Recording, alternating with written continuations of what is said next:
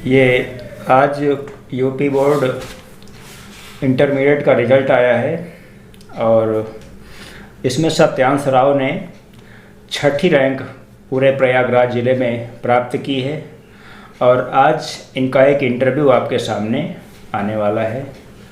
तो हम सत्यांश से ये प्रश्न पूछना चाहते हैं, आप भारत माता की वीर संतानों में से एक हैं। आपके अंतर्मन में लगातार सीखने और पढ़ाई में अव्वल रहने की प्रेरणा कहाँ से मिलती है? सर, जैसा कि आपने पूछा कि हमेशा अव्वल रहने की प्रेरणा हमें कहाँ से मिलती है, तो ये प्रेरणा मुझे अपने पिताजी से मिलती है। मेरे पिताजी ने हमेशा मुझे कहा है कि तुमको जो है, मैं तुमको जब 100% देने के लिए पूरा समय दे रहा हूँ तो तुमको भी जो है 100% आपका देना है। तो मेरे पिताजी ने मुझे बहुत प्रेरित किया है इसके लिए और वही जो है मैं पूरा श्रेय उन्हीं को देता हूँ इसका। बहुत बहुत धन्यवाद, बहुत अच्छी बात है। वास्तव में पिताजी का योगदान बहुत ही महत्वपूर्ण होता है, किसी के भी करियर में माता पिता का योगदान बहुत महत्वपूर्ण होता है। मैं पूछना चाहता हूँ कि आप डीपीएम क्लासेस संस्थान से पिछले कितने सालों से जुड़े हुए हैं और यहाँ की टीचिंग टीम के बारे में आपका क्या सुधार का रवैया है और क्या कहना चाहते हैं? कितने सालों से आप जुड़े हुए हैं, आप कृपया सबको बताएं इस बात को। मैं डीपीएम क्लासेस से पिछले 4 सालों से जुड़ा हूँ। मैं कक्षा 9 से ही यहाँ इलाहाबाद आ गया था और 9 में मैंने ईश्वर इंटर कॉलेज में एडमिशन लिया और फिर कक्षा 9 से ही मैं डीपीएम क्लासेस के संपर्क में आ गया। तब यहाँ डीपीएम क्लासेस गोविंदपुर में ना चल के शुक्ला मार्केट सलोरी में चला करती थी, तो मैं वहीं हाई स्कूल के ब्रांच वहीं चलते थे। तो 2 सालों तक वहाँ प्रमोद सर के अंडर में और फिर यहाँ 2 सालों से लगातार देवेंद्र पटेल सर के जो डीपीएम क्लासेस के डायरेक्टर हैं उनके संपर्क में रहकर मैंने ये मुकाम हासिल किया है। चलिए, बहुत अच्छी बात। मैंने ये पूछा एक सवाल कि डीपीएम क्लासेस की टीम के बारे में अगर कोई सुधार का, और चूँकि आप लोग लगातार यहाँ से जुड़े हुए हैं तो मैनेजिंग सिस्टम में यानी कि बच्चों को कैरिकुलम में पढ़ाई के अलावा और बच्चों को क्या सुधार की आवश्यकता है कि हम और क्या काम करें उनके लिए, और टीचिंग टीम में और क्या सुधार की आवश्यकता है, आप उन चीज़ों को बताएँ। टीचिंग टीम सर, जब हम लोग पढ़ते थे यानी अभी पिछले साल, वो तो एकदम फैंटास्टिक टीम थी हमारे लिए। पूरे फिजिक्स केमिस्ट्री मैथ हर विषय जो है रेगुलर चले, रेगुलर उनके कोर्स ख़त्म हुए, समय से ख़त्म हुआ। तो टीचिंग टीम में तो कोई सुधार की आवश्यकता नहीं है। रही बात अदर पढ़ाई के अलावा अदर करिकुलम की, तो वो भी आप जो है लगातार लेते रहते हैं। सामाजिक मुद्दों पर भी आपने कई डिबेट्स लिए हैं, कई निबंध लिखवाए हैं, तो ये सब सामाजिक मुद्दे भी आप लगातार डीपीएम क्लासेस के माध्यम से पूरे बच्चों को प्रेरित करते हुए, उनको जागरूक करते हुए सब करते रहते हैं निरंतर। अच्छा, ये आप लोगों की पढ़ाई के व्यक्तिगत रूप से अगर स्पेशली आपकी पढ़ाई की बात करें तो पढ़ाई के लिए डीपीएम क्लासेस क्या करता था आपके लिए? जैसे कुछ काम गृह कार्य के रूप में या फिर कैसे कैसे क्या होता था, उसके बारे में सबको बताएं।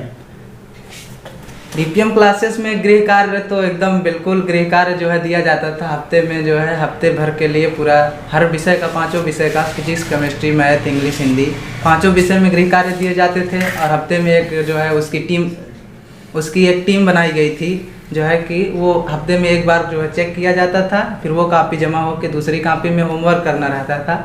होमवर्क के अलावा अलग से भी जो है बच्चों को प्रेरित किया जाता था, मोटिवेशन क्लासेस भी दी जाती थी और सब चीज़ें जो है DPM classes Devendra Patel sir specially लिया करते थे हम लोगों की क्लास। चलिए, बहुत अच्छी बात है, बहुत खुशी की बात है कि संस्थान में आपको 4 साल से रहते हुए और लगातार आपने ये सोचा कि संस्थान बेहतर काम कर रहा है, अपनी जिम्मेदारियों का निर्वहन कर रहा है, बहुत अच्छी बात है। अच्छा, तभी तो सर मैं 4 सालों से लगातार आपके संपर्क में हूँ।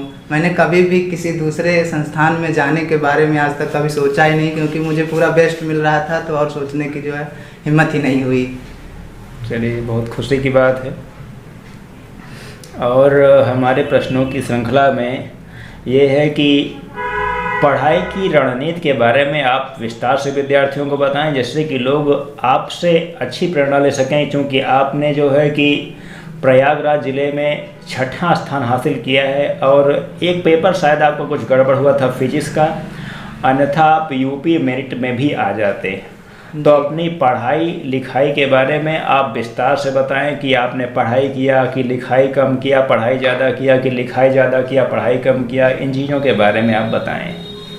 पढ़ाई और लिखाई दोनों चीज़ों का महत्व है रैंक हासिल करने में। बिना पढ़ाई के कुछ भी संभव नहीं है, बिना लिखाई के कुछ भी संभव नहीं है। हाँ, लेकिन जो आप पढ़िए उसको लिखिए ज़रूर। बिना लिखे आपके, क्योंकि हमको बोर्ड परीक्षा में ओरली मौखिक रूप से तो बताना नहीं होता, हमको लिख के देना है। तो जब तक हम लिख कर प्रैक्टिस नहीं करेंगे उस चीज़ की, तब तक हमको नहीं आता। और ये रैंक वगैरह हासिल करने में बहुत बड़ी बात नहीं है, क्योंकि मैं खुद अपने आप पे ये था कि हमको क्या पता था हमारी भी रैंक आ सकती है। लेकिन जो है, अगर मुझे पूरा विश्वास है अगर मैं और मेहनत करता तो और अच्छा परिणाम आ सकता था। इसके लिए बहुत ज़रूरी है जो टीचर क्लास में देता है, अगर आप केवल उतना ही रिवीजन रेगुलर करते रहेंगे तो फिर अदर बुक्स और सब चीज़ पढ़ने की ज़रूरत ही नहीं होती। जैसे मैथ में देवेंद्र पटेल सर जितना मैटर देते हैं उसको आप केवल उतना ही पढ़ लीजिए तो वो पर्याप्त है आपके लिए, पूरी बोर्ड परीक्षा के लिए। कंपटीशन के लिए हाँ, आपको थोड़ी सी मेहनत करनी पड़ेगी, बुक्स वगैरह का सहारा लेना पड़ेगा, लेकिन बोर्ड लेवल पर जितना हर विषय में, केवल मैथ में ही नहीं, फिजिक्स, इंग्लिश, जितने भी विषय हैं, जितना बोर्ड पर बताया जाता है उतना अगर आप ग्रहण करते हैं, उसका रिवीजन करते हैं तो ज़रूर आप सफलता हासिल करेंगे। आप 85+ 90+ तक जा सकते हैं केवल बोर्ड की पढ़ाई करके। चलिए, बहुत अच्छी बात है। मैं एक महत्वपूर्ण बात करने वाला हूँ कि आप ये बताइए कि आप आगे क्या करना चाहते हैं, अपना भविष्य, अपना करियर किधर ले जाना चाहते हैं और भारत माता की सेवा आप किस तरीके से करना चाहते हैं, मैं ये बताना चाहता हूँ आपको, ये पूछना।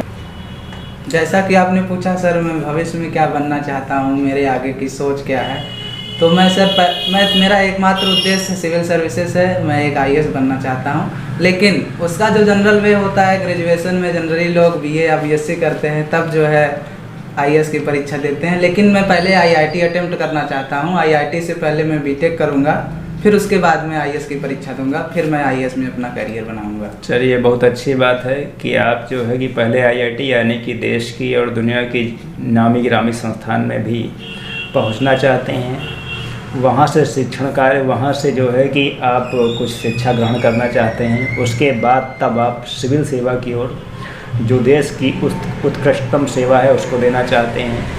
बहुत खुशी की बात है ये।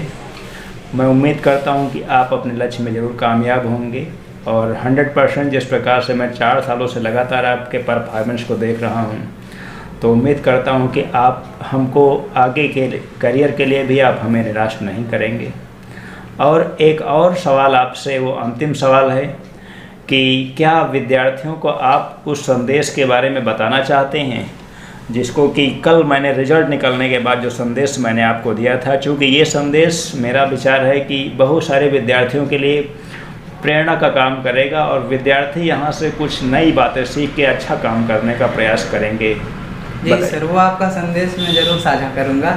सर ने मुझे संदेश दिया था कि सत्यांश राव, ये तुम्हारे लंबे सफ़र का एक छोटा सा विराम है जहाँ तुम कुछ खुशियों का अनुभव कर सकते हो, लेकिन तुम्हें ये कभी भी नहीं भूलना है कि आगे तुम्हें निरंतर अधिक और अधिक मेहनत करके और अधिक ऊर्जा के साथ आगे कार्य करना है। चलिए, बहुत खुशी की बात है। बहुत बहुत धन्यवाद और भगवान से प्रार्थना करता हूँ, दुआ करता हूँ कि आप अपने लक्ष्य में कामयाब होंगे। इसी के साथ आपको और आपके पूरे परिवार को, जिन्होंने कि आपको ऐसा आचरण दिया और ऐसा आपको ढाला कि आप हर तरीके से विषम परिस्थितियों में आपने पढ़ाई करके, चूँकि आपका परिवार जो है कि एक साधारण परिवार है, गरीब परिवार है, उन विषम परिस्थितियों में भी आपने उत्कृष्ट रिजल्ट हासिल किया है। और मैं तो लगातार, चूँकि मैं आपका शिक्षक भी हूँ, तो मैं लगातार देख रहा हूँ कि आप में प्रतिभा की कोई कमी नहीं है और मैं जहाँ तक भी हो सकेगा इस प्रतिभा को निखारने का और तराशने का काम करता रहूँगा। उम्मीद करता हूँ कि आप भविष्य में हमसे सुझाव लेते रहेंगे और जहाँ तक भी हो सकेगा हमारे अन्य विद्यार्थी भी IIT में प्रवेश पाए हुए हैं और उनके भी संपर्क में लगातार मैं बना रहता हूँ और आपके बारे में भी बात करता हूँ कि हमारा एक विद्यार्थी सत्यांश राव, वो भी IIT पहुँचने वाला है और ज़रूर पहुँचेगा। उसके बारे में वो विद्यार्थी भी आपको कुछ सलाह देते रहते हैं, मैं उन सारी बातों को आपसे बताता ही रहता हूँ। एक बार फिर से धन्यवाद और आपके अग्रिम भविष्य के लिए हार्दिक शुभकामनाएं।